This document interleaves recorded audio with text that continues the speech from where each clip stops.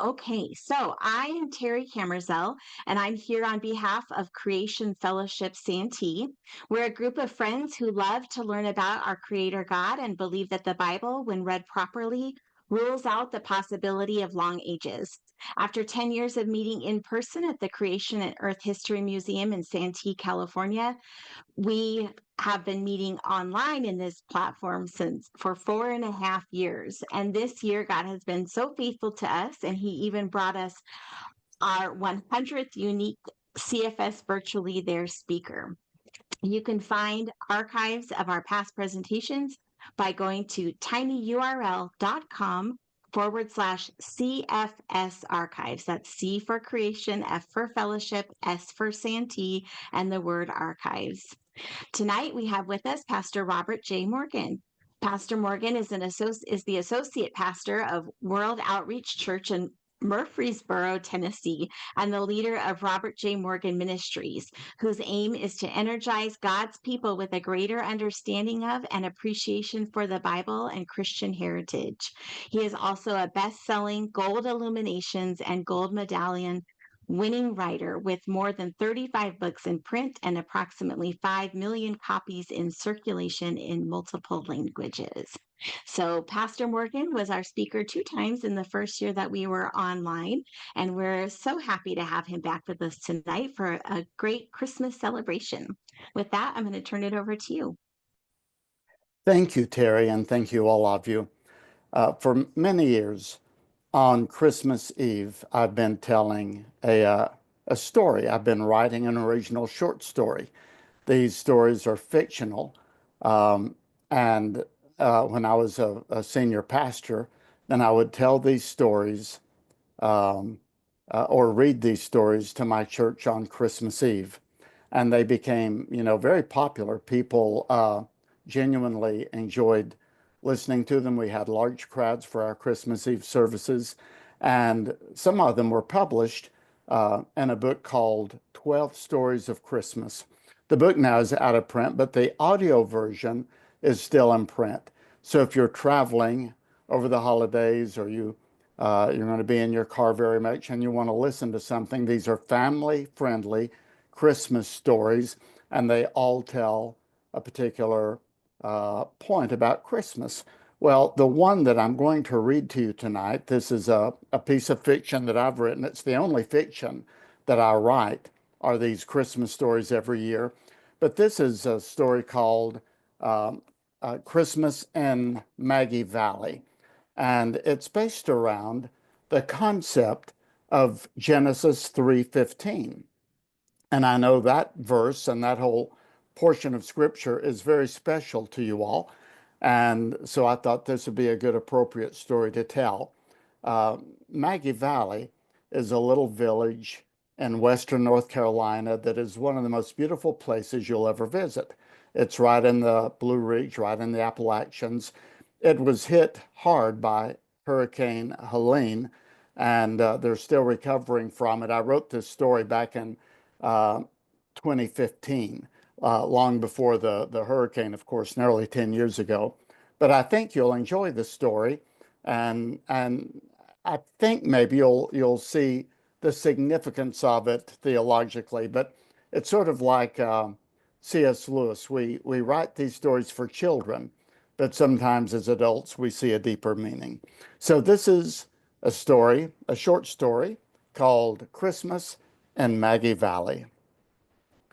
Until now, Floyd and Viola Studebaker had enjoyed a quiet and placid life.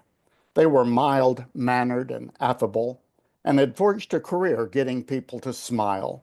They were photographers, and their studio had flourished on Staten Island. But in their mid-60s, they decided to retire and to leave the city. They sold their studio, packed their duds, and relocated to a commodious log cabin in Maggie Valley, where Viola had inherited 88 gorgeous acres on the side of a mountain. Moving from New York to North Carolina was an adjustment, but the Studebakers considered change a tonic. They embraced their new life with enthusiasm and determined to be outdoorsmen. They signed up for hunting lessons and they bought guns. They acquired permits and licenses, but they soon realized they didn't have the temperament to shoot animals, except with cameras. So they stowed their rifles and shotguns, opting instead to hike through the hills, taking pictures and selling their prints in an artist co-op in nearby Waynesville. It was a healthy life, and Floyd and Viola were fit as fiddles as they both turned 80. The twist in the tale began the Sunday after Thanksgiving when Floyd decided to skip church to find a Christmas tree. "We have acres and acres," he said. "There's no need to buy a tree. I'll cut one down." Viola rolled her eyes and went on to church while Floyd spent the morning searching for his tree. He found it on the ridge. It was a beautiful balsam, an 8-footer growing by itself in a clearing. Firing up his chainsaw, Floyd cut it down and lashed it to his four-wheeler. Once home, he fitted it into the stand and placed it in the bay window, where it stood like a prima donna awaiting an audience.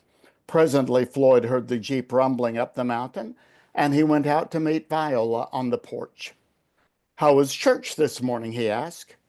"Very good," she said. "Pastor Parkinson spoke from a single verse, Genesis 3:15. It was quite interesting. You should have been there." "What did he say?" "He said Genesis 3:15 is the first Christmas verse in the Bible, the earliest prediction of the coming of Christ. It was spoken to the serpent in the Garden of Eden. God told him that the coming Savior would crush his head. It was quite interesting. And you missed something else too." "What's that?" "J.C. Jones. Remember him, the paramedic? He was baptized." "Good for him," said Floyd. "Yes, and everyone asked if you were sick. I told them that you skipped church to go tree hunting. They wondered why you didn't wait till this afternoon." "It's supposed to rain this afternoon and all week," said Floyd defensively. "And besides, I've had success. Come and look at the balsam I found up on the ridge. I have it in the living room, ready for decorating. Come and see what you think." Viola shed her coat in the foyer. Stepping into the room, she gazed at the Christmas tree with surprise. It was large and luxuriant. With her photographer's eye, she noticed how the tip nearly touched the ceiling, and it was perfectly tapered top to bottom.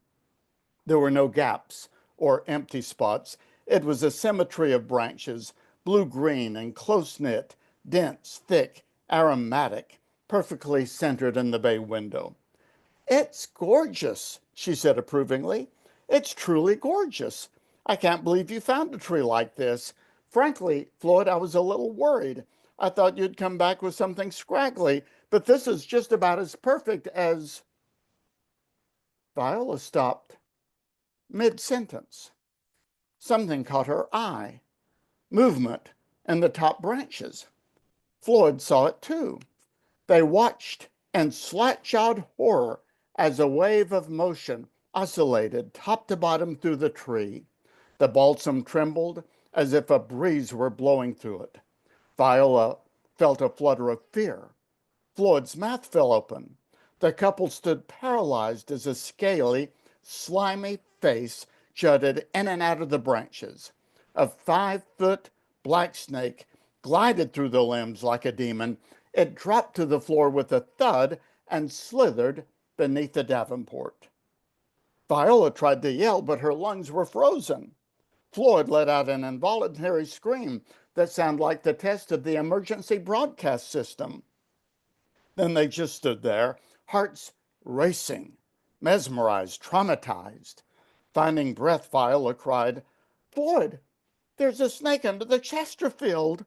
I know," said Floyd, "I know. What do we do?" "Well, we've got to get him out of here. We have to move the Chesterfield and shoo him out of the house. You open the door and I'll get the broom." "You open the door and I'll get the broom," repeated Floyd. "Should we try to photograph him?" "This is no time for pictures, Floyd. There's a reptile in our house." With boots laced, the door propped open, and with brooms in hand, Floyd and Viola took their places at both ends of the large leather Chesterfield sofa. They slid it across the floor and then jumped back several feet. But no snake was there. They circled the sofa, and from a respectful distance, Floyd cast the beam of his flashlight beneath it. He ran the broom handle under it, but nothing moved. They heaved the sofa onto its back, but the serpent had vanished. The couple spent the rest of the day searching every inch of their house. They shone flashlights into every corner. With thick gloves, they unpacked every closet. They moved every piece of furniture and searched every branch of the Christmas tree. No sign of a snake. By midnight, Floyd and Viola were exhausted. They gave the bedroom another inspection, turned over the mattress, changed the sheets, closed the doors, sealed the cracks, huddled together, and slept with the light on. Over the next several days, life returned to normal. Fred and Violet didn't exactly forget about the creature, but they figured that it had slipped out of the house the stealthy way that black snakes do. Viola proceeded to decorate the tree cautiously, and soon the house looked and smelled like Christmas. About a week later, Viola baked a fruit cake, drenched it with rum, and left it on the kitchen counter. "That's for our Christmas party next Tuesday," she said. Later, after supper, she cleaned up the kitchen. After wiping the counter, she noticed a bit of the fruitcake was missing. "Floyd," she said, "did you take a bite of my fruitcake?" "Not me," he said, coming over to study it. "That piece must have stuck to the pan when you unmolded it. Just press some fruit pieces into that spot and no one will notice." "I can't believe that I didn't see it earlier," she said. "It's rather of a large piece." Taking some candied pineapple, Violet repaired the spot and put the cake under the glass on the cake stand. Floyd, meanwhile, built a fire and switched on the lights of the Christmas tree. He came into the kitchen with an idea. "Let's watch Miracle on 34th Street." It had snowed in the higher elevations, and the nocturnal scene through the windows was beautiful, with the glow of the moon reflecting off the white terrain and the outline of the distant mountains silhouetted against the stars. The fire flickered in the hearth. They covered themselves with a blanket and settled down side by side for a quiet evening of Christmas nostalgia. By and by, Viola felt her husband's arm slide over her shoulder. "Oh, honey," she said with a girlish giggle, "it's been a long time since you snuggled up to me during TV time." "I'm not snuggling up now," said Floyd. He looked over at her. In the pale glow of the television and with the moonlight casting its radiance through the window, he saw a moving black shadow slink across Viola's shoulders. His breath was arrested. His face morphed into a Halloween mask of horror. Lifting a trembling finger in her direction, he screamed, "Oh!" Viola leaped up with energy she hadn't known for years and flung the serpent off her shoulders through the air, across the room and into the kitchen. It landed on the counter and took a wistful look at the fruitcake. Grabbing the poker from the fireplace, Viola pursued the creature with vengeance. She brandished the iron like a sword and sent it smashing into the granite counter near the snake. The serpent spiraled toward the floor, hissing and writhing, its tail gripping the base of the cake stand. Everything crashed onto the tile, glass shattering, snake coiling, fruitcake crumbling into tiny pieces of pineapple and cherry and nuts. The creature slithered 8 inches, flattened himself, and disappeared through a hole in the grating of the vent. Viola lunged for him and caught him by the tip of his tail, which curled around her fingers with surprising force. She screamed and let it go. "He's gone down the ventilator," she cried, running to the sink and rinsing her hands under the hot water. "He's in the ductwork." Floyd regained the presence of mind to join Viola at the sink, where he washed his hands too.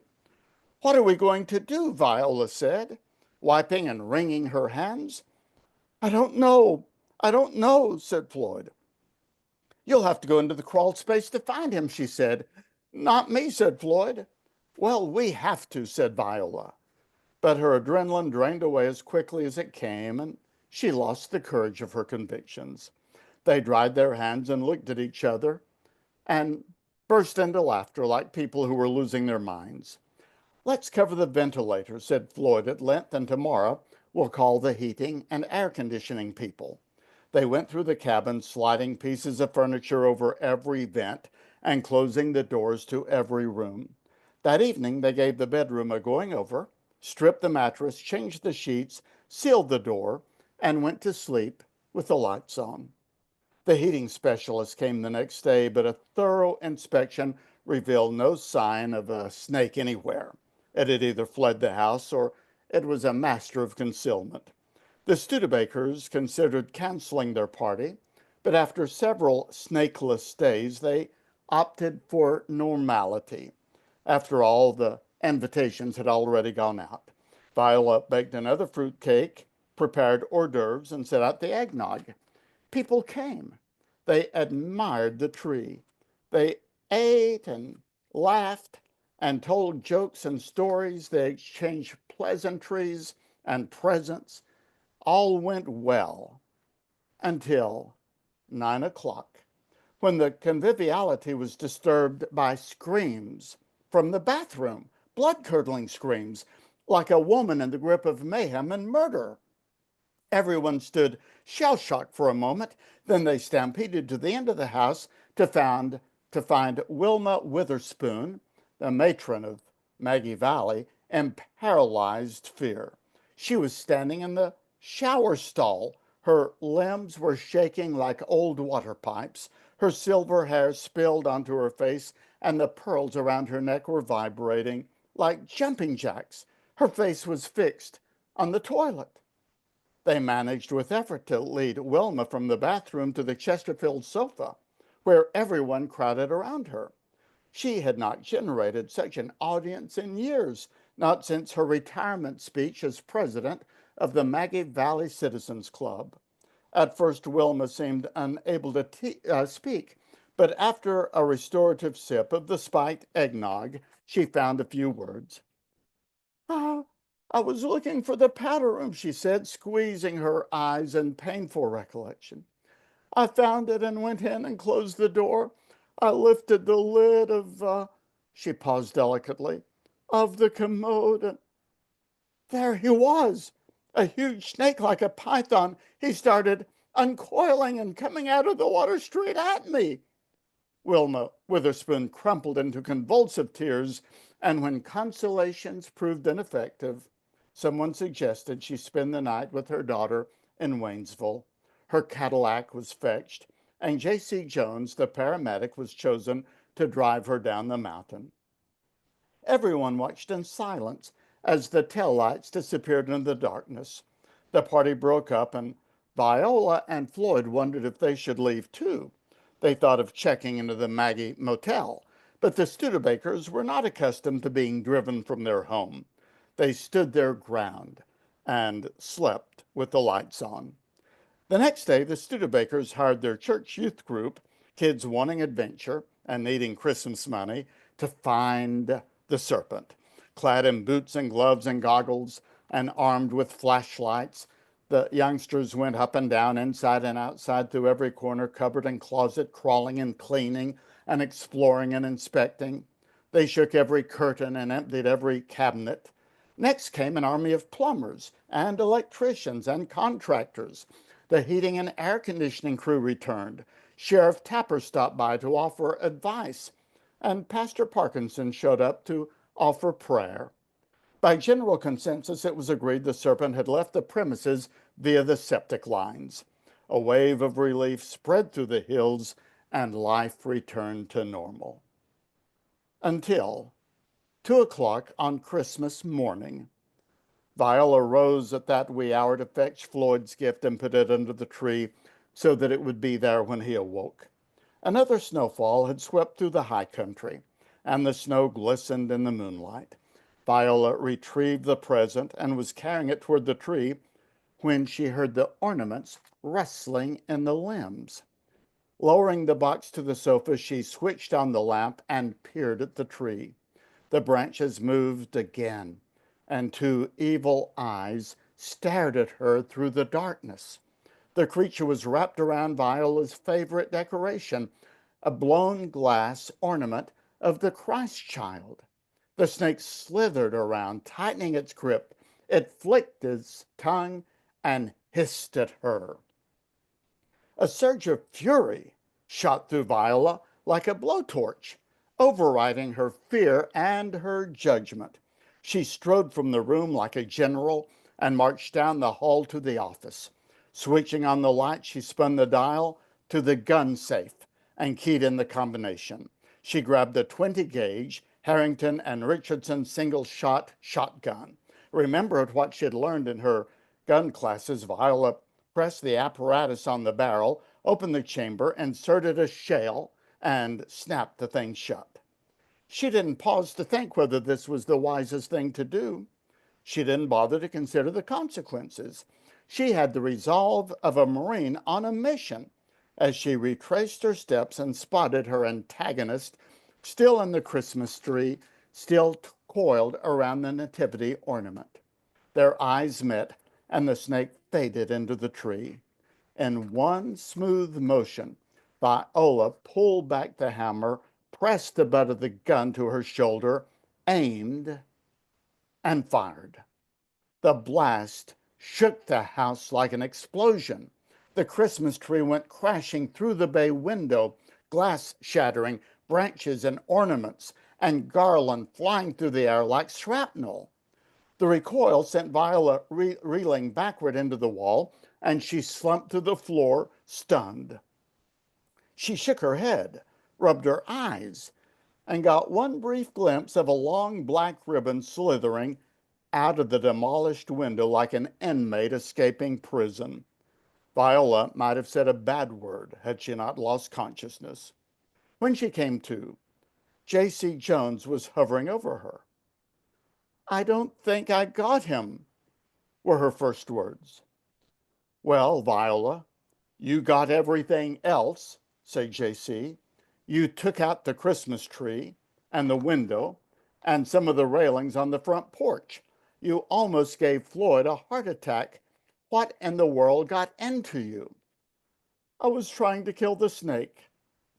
Floyd, still untangling his nerves, knelt down beside her and complained, "Well, if you didn't hit him, you scared him to death, and me too. I've heard of burning down the barn to kill the rats, but this is too much, Viola. It's too much even for you." Viola's ears were ringing, her shoulder was bruised, and she didn't feel like being scolded. She struggled with help to her feet and was led to the Chesterfield, where her legs collapsed under her. "What caused you to do such a fool thing?" Floyd said. "I've never known you to do such a fool thing." "Well, Floyd," Viola snapped, "if you must know, I just thought I would have a real blast this Christmas." Floyd wisely said no more. He sat down beside her, bit his tongue, and patted her hand. A preliminary check showed no broken bones or concussions, but J.C. insisted on a trip to the hospital for a thorough examination. Viola started to protest, but she was wobbly, and when she tried to stand, she could hardly get to her feet. She reluctantly reclined onto the stretcher, was carried down the steps, and placed head first into the back of the ambulance. Floyd said he'd follow in the Jeep. He was muttering something about its being past 3 o'clock in the morning. Viola closed her eyes and heard J.C. slam the back door of the ambulance and walk around the driver's side. She heard the crunch of his boots in the snow. She heard him slide into the seat and close the door. She heard the snap of his seat belt.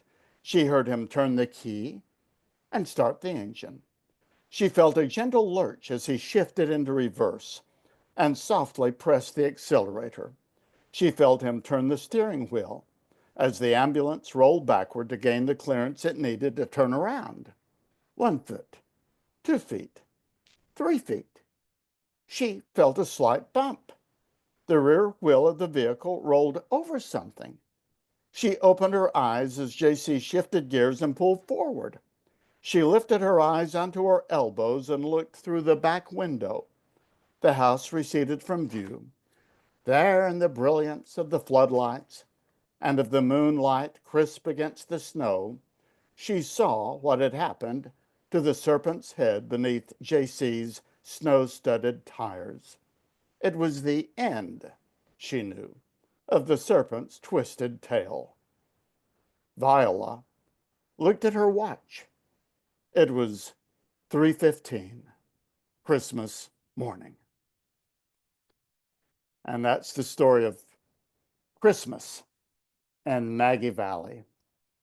The story isn't true, but there is some truth behind it. Terry. That was hysterical. That was If that was you really great. only knew how much I hate reptiles. I never thought to shoot one, but now I'm going to think about it. Well, the story was really inspired because up here in the mountains of East Tennessee, where I am now, we don't have any poisonous snakes on our side of the hill, but there are black snakes, and they're good. I don't mind black snakes outside, but they do get up in the trees. And They're the black racer snakes. Yeah, and when I was a boy, I remember seeing some up in the tree limbs, and that sort of inspired the whole story. That's cool. Well, so I don't know if people can see on my screen over here, but this is the book that it came from, right? The 12 stories. I think the it's not going to show very well, but it's the 12 stories of Christmas. Well, this story is not in that book. That Oh, book has okay. my first 12 stories. Now I've done Gotcha. about Okay. 12 more that, one day Okay. we'll compile into maybe 24 stories of Christmas, but this one is not published, but the others Okay. are, and they're in Okay. audio form. And this is a sample of what is in that book. And the 12 stories of Christmas is an audio form on Audible. Hmm. Is it available? Is that the only way that people can buy it is on Audible? Well, I think wherever you buy Audible books, you Okay. can get And it you're there. the narrator. Is that I'm the correct? narrator of one story, Okay. but there's 11 other actors who really do the stories much better than I can for the other Right. stories. Okay. Okay. And I did see on Amazon there are a few used copies that people are selling. I also recently got this one from Amazon. Yep, that's So, which the I first see. 6 stories. Okay. All right. So that's wait, are the six in this book also in that book, or Right. this is Uh-huh. 18 different? Okay. No, Okay, I no, see. we came out with 6 and then we added 6 more. And hopefully one day we'll add another dozen and that'll probably be it. I have a That's so question. nice. Sorry, Terry, on my iPad, I don't know where the chat is, so I couldn't put any questions in. Oh, Did I hear you say that you have this in an audiobook? When I drive, I like to listen to, audiobooks or like Jan's Sure. program. So do you have it as where you can pop it in and listen to it? So this story has never been recorded, but I do have 12 very similar stories that are available in an audible form as an audible book. And it's called The 12 Stories of Christmas by Robert J. Morgan. And we have 11 actors plus myself that tell these 12 stories. And it's very, very well done. Well, I'm going to find that. Yeah, you can find it on Amazon or on Audible or wherever you get Audible books. Thank you. and of course, you also have many other books that are available in print and on Audible Yes, and all of my and more Kindle. recent books, I do the narration on them. Some of my earlier books, they had someone else do the narration, but I finally put it in my contract that I had the first option to read the book on Audible, and so I've been doing that for a number of years now. I know personally that's been a blessing to me on long road trips. I take you with me, so you don't get to see all of the beautiful sights I see, but it feels like you're there. So Thank you. So thank you for joining us tonight. And can you please tell everybody about your website where they can find all of your resources and your podcasts and your 59-second sermons? Certainly, yeah. My website is robertjmorgan.com. Uh, on social media, X, Facebook, and Instagram, every day I put a 59-second Bible study. And so you can go there and find those. I usually go through books of the Bible, just one verse at a time or 1 minute at a time. And then I have a Bible study podcast every week. Right now, I'm going through Psalm 113 through Psalm 118. And these are called the Egyptian Hallel Psalms. And they are the ones that were sung around the Passover meal. So when it says that Jesus sang in the upper room with his disciples on the night of the Passover, they would have sung Psalm 113 through 118. And that's my current podcast series. So it's the Robert J. Morgan podcast. So I think that you would enjoy that, those of you who listen while you drive. And I know sometimes in Southern California, it takes longer to get from one place to the other. And frankly, it's that way in Nashville too. So maybe that would be of encouragement to you. Nice. And again, we are Creation Fellowship Santee, and this is our last presentation for 2024, but we are planning to return in 2025. And so you'll be able to visit tinyurl.com/CF Santee. That's C like creation, F like fellowship. Santee is spelled Santee, to find a list of our upcoming speakers once we get them scheduled and added to the website for 2025. But you can also email us at creationfellowshipsantee@gmail.com so that you'll get notified whenever we are having speakers and you won't miss them. So with that, Merry Christmas, and we're going to go ahead and turn off the live stream and the recording. And Terry, I'm not sure I could find recording.